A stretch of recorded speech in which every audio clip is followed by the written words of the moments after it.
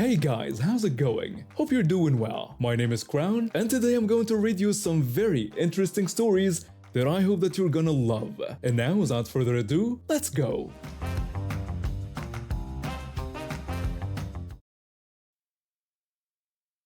I've never been one to ignore unfairness, especially when it comes to animals. Where I grew up, stray animals were everywhere, and I saw both genuine kindness and outright madness from so-called activists. I love animals, but some people act like they have the right to control everyone else. My best friend and I have been animal lovers since childhood. She rescued her beautiful black Maine Coon mix from a drainage ditch as a kitten 5 years ago. That cat became her world, properly vaccinated, spayed, well-fed, and spoiled with toys and affection. The cat even had a custom collar with her name engraved on a little tag. The trouble started when my friend installed a new mesh screen on her balcony so her cat could enjoy fresh air without escaping. Unfortunately, the screen hadn't been secured properly, and her clever cat managed to find a loose section and slipped out. My friend was devastated. She put up posters everywhere, posted in all local social media groups, and spent days walking through neighborhoods calling for her cat. 2 agonizing weeks passed with no sign of her beloved pet. Then, a breakthrough, someone messaged her saying they'd seen her cat's photo posted in an adoption group run by a local organization of self-proclaimed animal activists. These people had appointed themselves as a neighborhood animal police despite having no legal authority. They were notorious for their holier-than-thou attitude on social media, constantly posting about the struggles of being animal parents and rescuers while vilifying regular pet owners. My friend immediately contacted them. She politely explained that she had spotted her missing cat on their adoption page and offered to provide vet records and photos as proof of ownership. The activist coldly replied that any cat found outdoors was considered a stray and accused my friend of being negligent. My friend desperately tried to explain that her cat had escaped through a damaged screen and that she'd been searching for weeks, but the activist insisted that a responsible owner would never allow their cat to escape in the first place. They told her the cat would be safer with them and would be placed in what they considered a proper home. Then they simply blocked her without further discussion. My friend called the police, but they were useless as usual. Animal disputes weren't high on their priority list, and the case would likely drag on for months or be forgotten entirely. Seeing her heart break, I decided to take matters into my own hands. Looking at the adoption posts, I noticed that my friend's cat was being kept alongside a one-eyed cat that the group was also trying to rehome. I hatched a plan. I created a new account and contacted the organization expressing interest in adopting the one-eyed cat. They were thrilled. Apparently, cats with disabilities were harder to place. For 2 days, I exchanged detailed messages with them about the cat's medical needs, personality, my home environment, and financial ability to care for a special needs pet. I pretended to be the perfect adopter. The activist expressed great happiness that someone was interested in the one-eyed cat, mentioning that most potential adopters overlooked her because of her disability. I responded by saying I actually preferred special needs cats because they have so much love to give despite being frequently overlooked. The activist enthusiastically agreed with my sentiment and asked if I would like to meet the cat that weekend. I eagerly replied that I'd like to meet her as soon as possible. They eventually gave me the address of the foster home where both cats were being kept. When I arrived, the foster person seemed genuinely nice, just misguided by the organization's extreme policies. She showed me to a room where both cats were kept in separate cages next to each other. The foster person told me she would give me some time alone with the one-eyed cat to see if we bonded, and that I should call if I needed anything. The moment she left, I quickly opened my friend's cat's cage, scooped her up, put her in the carrier I'd brought, and left without another word. I felt bad for the one-eyed cat and for misleading the foster person, but my priority was rescuing my friend's stolen pet.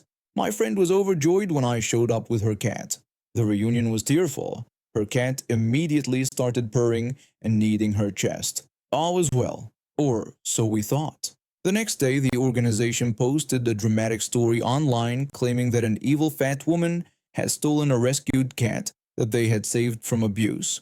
They even claimed they had microchipped the cat, which wasn't true before. The cat only had a collar, and were demanding we return the cat and pay a microchip fee. Later, their story evolved further. They started claiming the cat was an illegal breeding cat who was scheduled to be spayed before being stolen. This was completely absurd. My friend's cat had been spayed years ago and had the scar to prove it. By this point, their followers were threatening to fine me and make me pay, but we had enough. My friend gathered years of photos documenting her cat's life, from kitten pictures to post-surgery recovery photos showing the spay scar. We created our own post explaining the whole situation and shared it across local groups. Other pet owners who'd had run-ins with this organization began sharing their own experiences. The tide of public opinion quickly turned. People were outraged that this organization was essentially stealing people's pets and making up lies to justify it. Their social media accounts were flooded with comments questioning their practices and ethics. The organization's response was predictable. Instead of acknowledging their mistakes, they posted about how they were being harassed for trying to save animals. They complained that everyone was being mean to them when they were just trying to make the world better. The one-eyed cat I had initially expressed interest in found a genuine forever home amid all this drama. I saw updates from her new family showing her thriving and happy. My friend's cat is back where she belongs. The entitled organization's reputation is in tatters, and a special needs cat found a loving home. My wife and I had spent nearly 2 years saving for this cruise. With my job in insurance and her work as a teacher, we rarely get the chance to fully unwind. So when we finally stepped onto that massive ship, packed with buffets and nightly shows, we were ready to make the most of it. We'd spent 4 glorious days at sea when we finally docked at our first port of call. I was excited to explore the local markets and maybe pick up some souvenirs for our kids back home with the grandparents. The ship had announced our arrival early that morning and everyone was eager to disembark and start their day of adventure.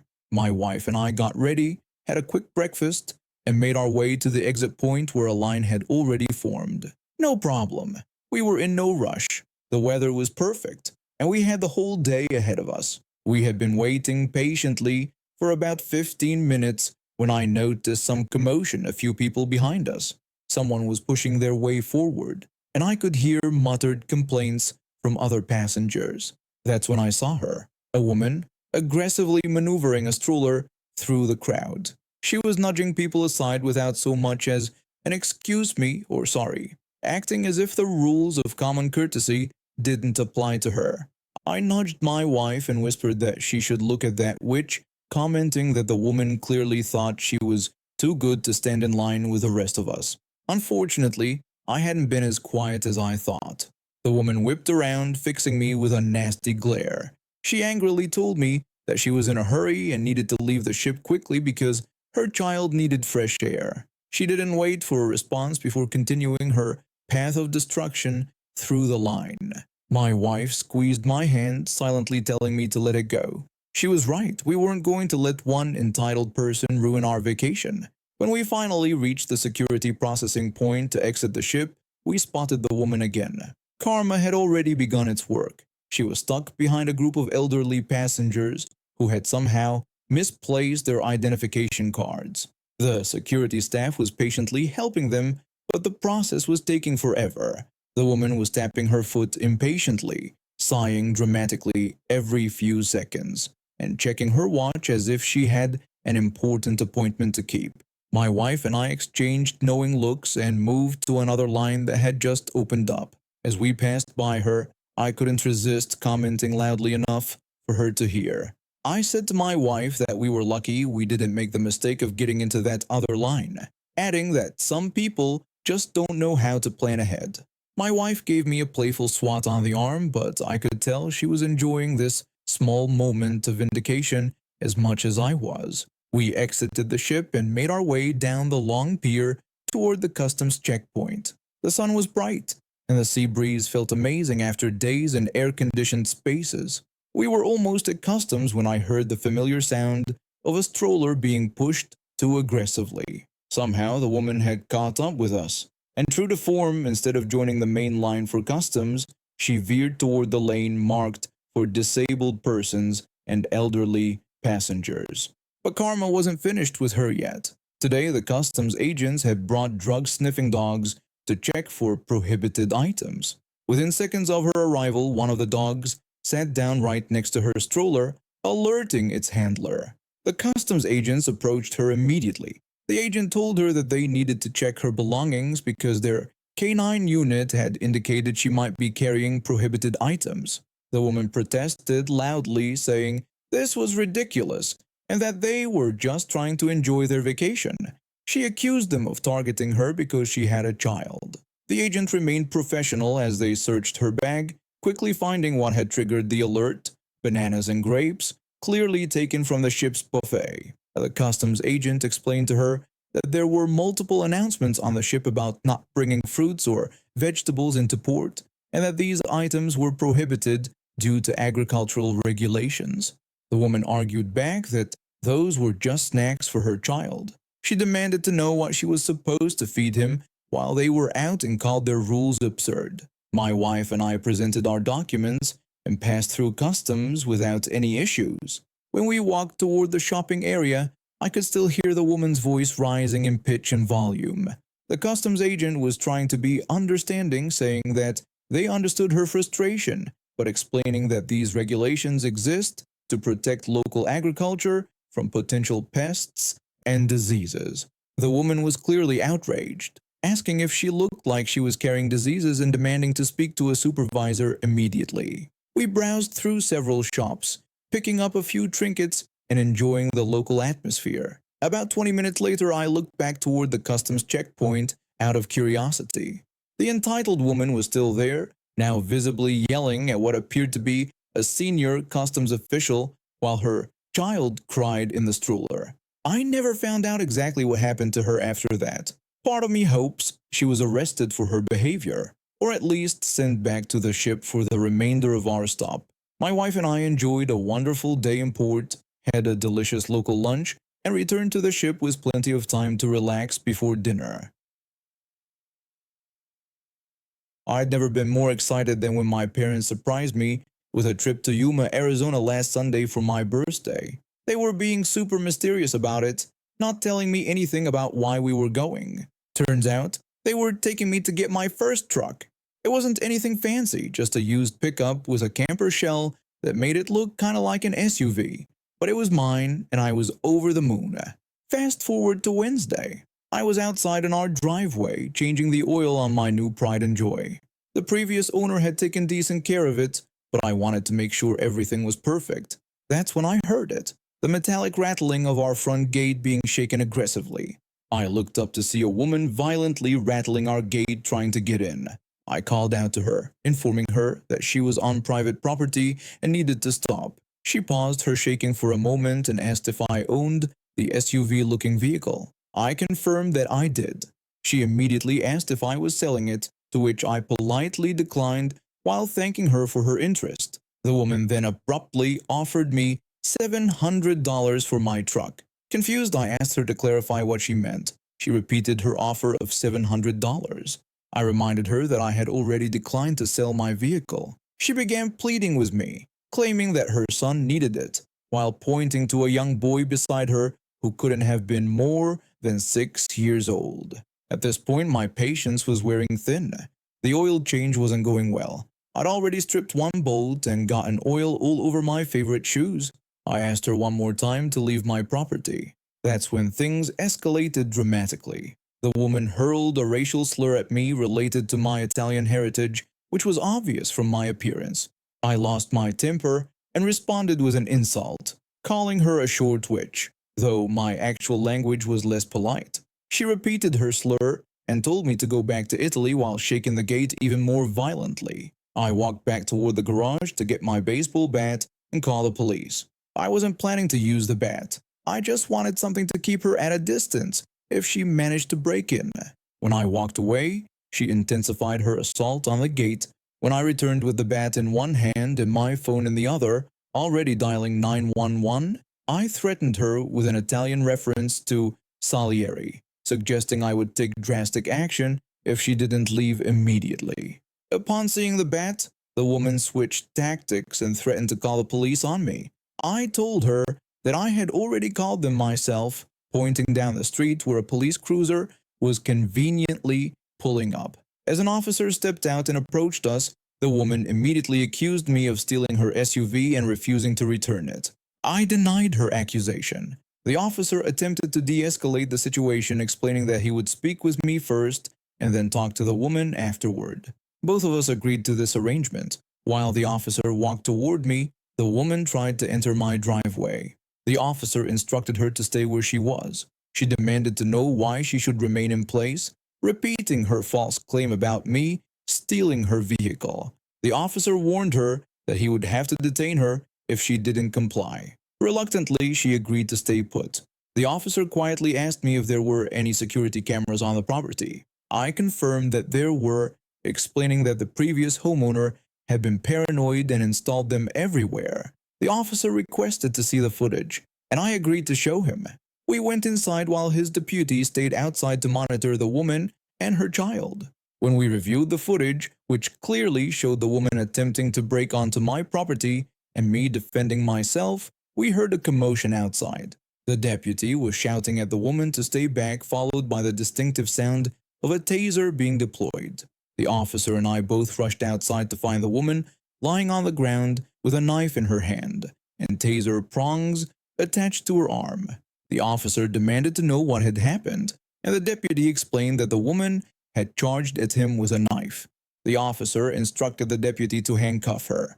When she was being restrained, the woman protested that the arrest was illegal and that she knew her rights. The deputy sarcastically replied that if she knew her rights, then she should be aware of her right to remain silent. He then placed her in the police car, where her son was also sitting, looking surprisingly unfazed by the situation. The officer turned to me and asked if I wanted to press charges against the woman. After a moment's consideration, I declined, reasoning that she already faced serious repercussions for attacking a police officer. The officer wished me a good day before departing with the woman and her child. That was the last I saw of her. She's now facing 15 years for attempted murder of a law enforcement officer. As for me, I finished changing the oil on my truck and added some extra security to our gate. You never know when someone might decide your vehicle is worth exactly $700 and try to take it from you. Over the years, I've built up a big collection of video games and consoles. Recently, I decided it was time to let go of some, starting with my PlayStation 2. It was in great condition, but with all my newer consoles, I just wasn't using it anymore. About a month ago, I put an ad on a local second-hand selling website. I listed my PlayStation 2 with all the cables, controllers, and some games for a fair price. I got about 3 calls from interested buyers, but none of those sales went through. Then, I got a call from this woman asking about the PlayStation. She asked how much I wanted for it.